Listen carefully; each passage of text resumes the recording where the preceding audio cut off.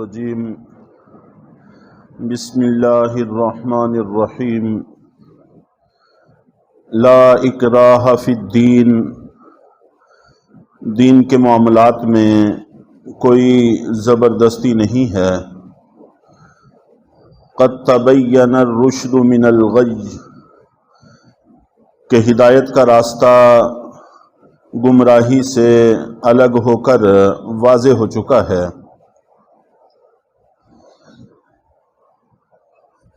مدینہ منورہ میں نبی پاک صلی اللہ علیہ وسلم کی آمد سے پہلے یہود کا تجارت پر قبضہ تھا، اور اوس اور خزرج اور دیگر مدینہ منورہ کے قبائل یہود کے علاوہ وہ کاشتکار تھے۔ یہود کی زمینیں اور باغات بھی کافی تھے، اس کے ساتھ ساتھ تجارت پر ان کا تسلط تھا، کھاتے پیتے تھے۔ تو دو صورتیں عام طور پر روایات میں منقول ہیں کہ پیش آتی تھیں۔ ایک یہ کہ بعض جو غریب لوگ تھے ان کے اللہ تعالیٰ ان کو بچے عطا فرماتے تو وہ ان کو یہودیوں کے حوالے کر دیتے تھے۔ یہودی ان کو تعلیم بھی دیتے، تربیت بھی کرتے، کام کاج بھی لیتے، اور اس کے ساتھ ساتھ ان کی پرورش بھی کرتے۔ بچوں کو بھی وہاں خوشحالی کی زندگی میسر آ جاتی تھی، اس لیے وہ بھی خوش رہتے تھے۔ اور بعض روایات میں یہ بھی ہے کہ مشرک عورتیں جو مدینہ منورہ میں اسلام سے پہلے آباد تھیں، اگر اولاد نہیں ہوتی تھی تو وہ منت مانا کرتی تھیں کہ اگر اللہ نے مجھے بچہ دیا تو میں اس کو یہودی بناؤں گی۔ چنانچہ جب اللہ تعالیٰ کوئی بچہ عطا فرماتے تو وہ ان کو یہودیوں کے حوالے کر دیتی۔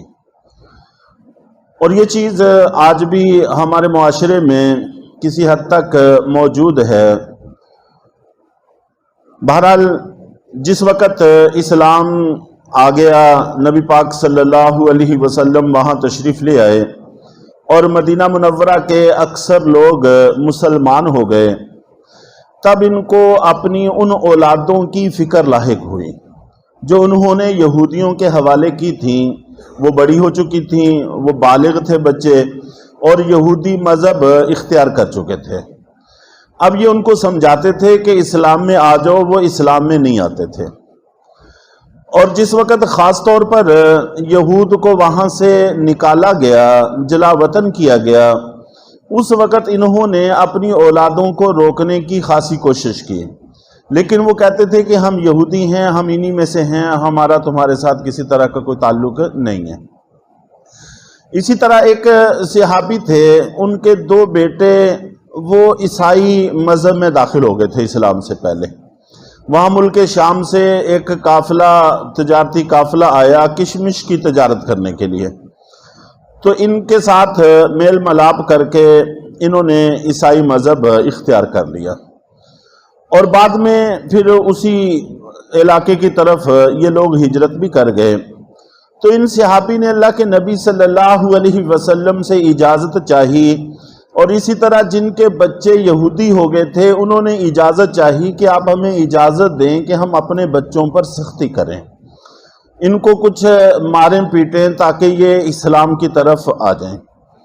اس پر اللہ کے نبی صلی اللہ علیہ وسلم پر یہ آیات نازل ہوئیں، لا اکراہ فی الدین، کے دین کے معاملات میں کوئی زبردستی نہیں ہے۔ وہ عاقل بالغ ہیں، اپنی خوشی سے، اپنی مرضی سے اگر اسلام میں داخل ہونا چاہیں تو بڑی اچھی بات، اگر نہ داخل ہونا چاہیں تو زبردستی ان کو اسلام میں داخل نہیں کیا جا سکتا۔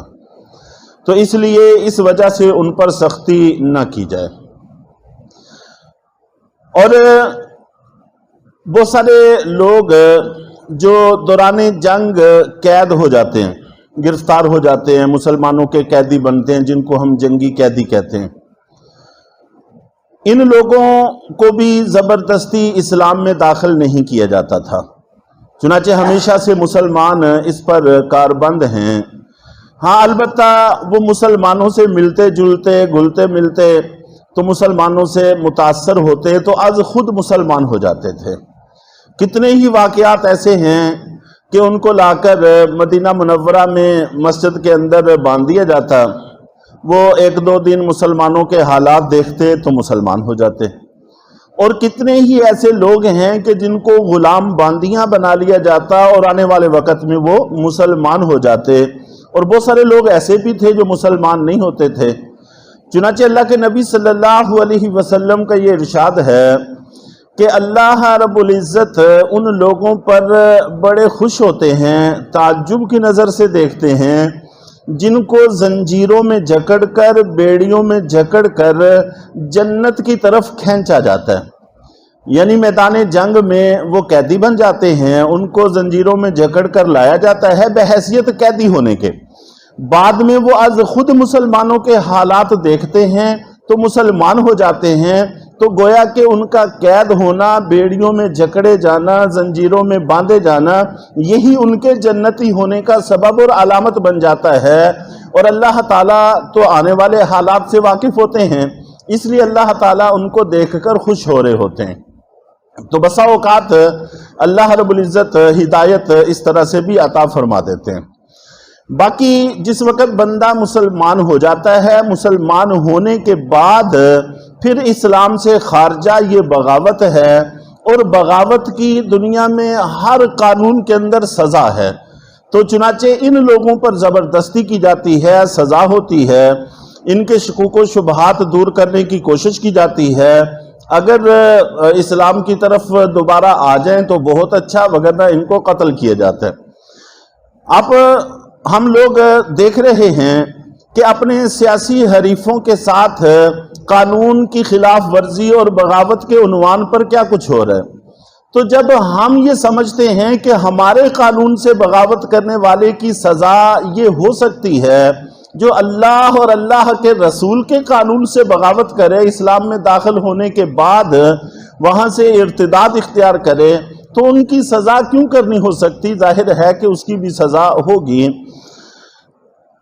لا اکراہ فی الدین کے دین کے معاملات میں کوئی زبردستی نہیں ہے۔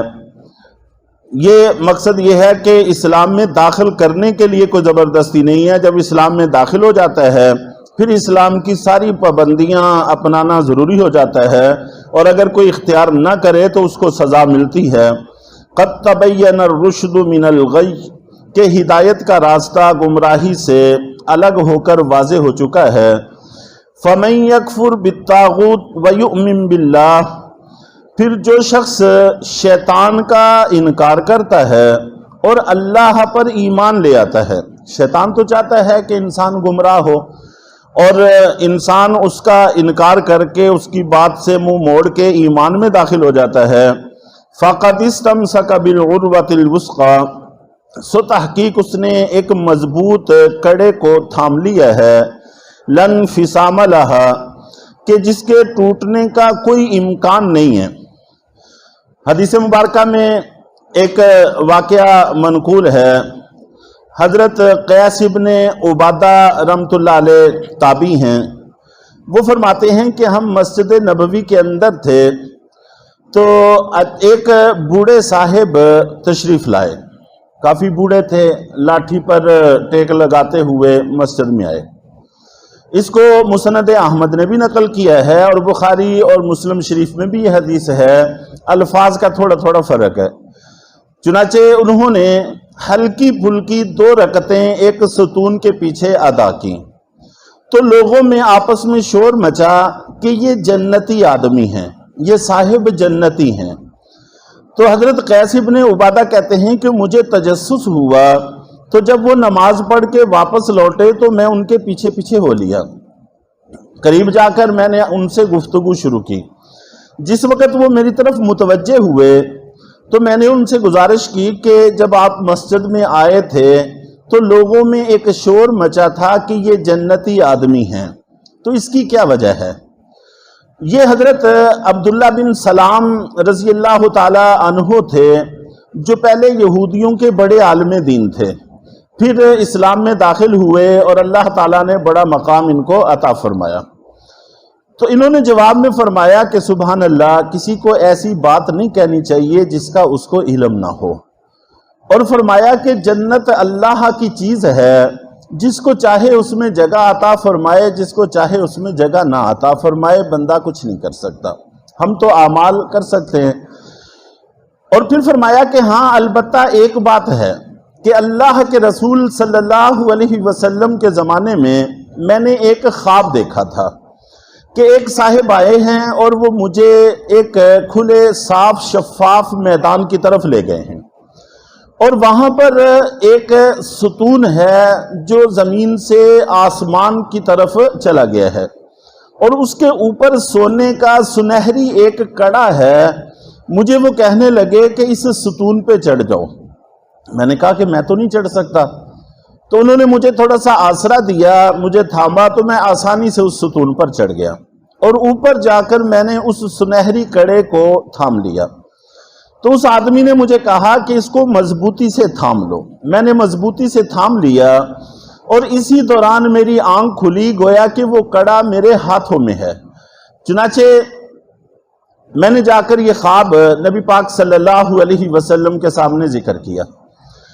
آپ نے فرمایا کہ وہ میدان حشر ہے، اور وہاں پر انہوں نے باغ اور سبزہ زار بھی دیکھے۔ وہ باغ باغیچہ اسلام ہے، اور وہ ستون دین ہے، اور اس کے اوپر جو کڑا ہے وہ یہی ہے جس کا یہاں پر تذکرہ ہے بالعروۃ الوثقی، کہ اللہ رب العزت تمہیں اسلام کی توفیق عطا فرمائیں گے، اور اسلام ہی پر تمہاری موت واقع ہوگی۔ تو گویا کہ اللہ کے نبی صلی اللہ علیہ وسلم کی طرف سے مہر لگ گئی ان کے اسلام پر دنیا سے جانے کی۔ تو اسی وجہ سے مسلمانوں میں معروف اور مشہور تھا کہ یہ جنتی آدمی ہیں۔ واللہ سمیع علیم، اور اللہ تعالیٰ سب کچھ سننے والے، سب کچھ جاننے والے ہیں۔ اللہ تعالیٰ ہم سب لوگوں کو بھی اسلام کا مضبوط کڑا تھامنے کی توفیق عطا فرمائے، اور ہمیشہ اسی کے ساتھ قائم رہنے کی توفیق۔